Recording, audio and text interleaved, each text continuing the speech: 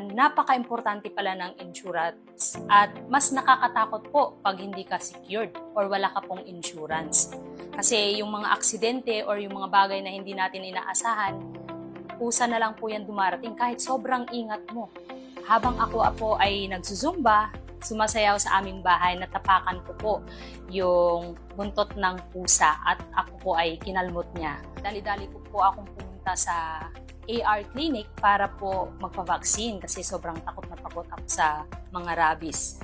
Nagpapasalamat ako sa Orbis Victus International kasi sobrang bilis ng proseso at napakabait ng mga staff na nag-guide sa akin. Sa lahat po ng nagastos ko sa aking vaccination is na-reimburse ko po siya. Kaya kung ikaw hindi ka pa secured or wala ka pang insurance, ano pang hinihintay mo? Pag-insured ka na.